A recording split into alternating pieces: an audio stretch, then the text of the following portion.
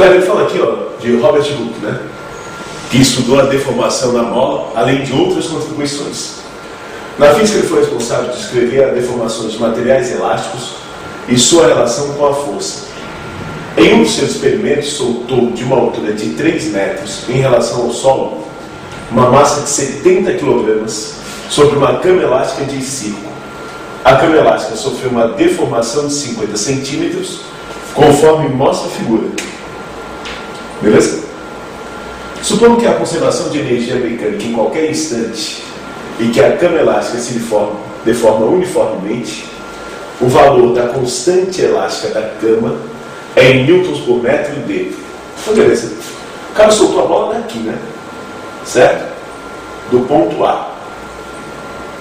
Ok? A uma altura de 3 metros em relação ao solo.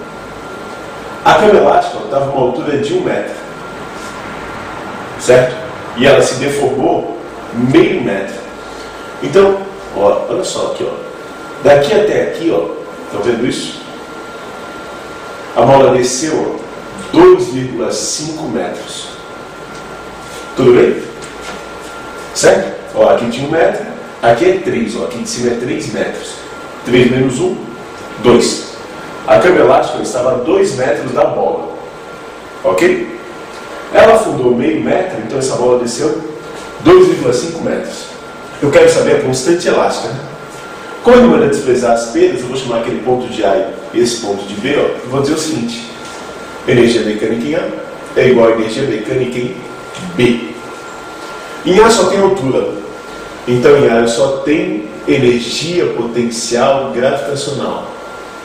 Em B, se eu mudar meu referencial e botar aqui como sendo a altura zero, só para facilitar meu problema, a gente já viu que isso pode ser feito, né?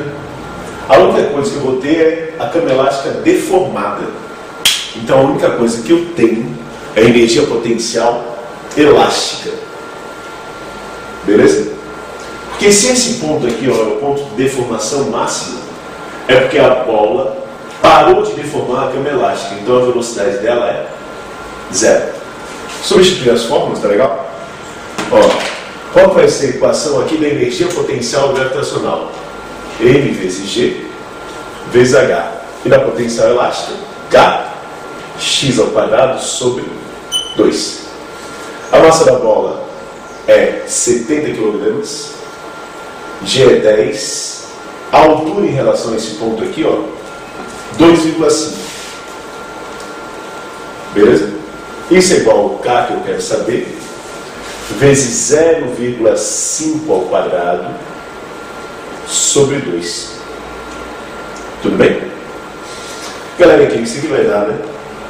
700 vezes 2,5. Isso é igual a K.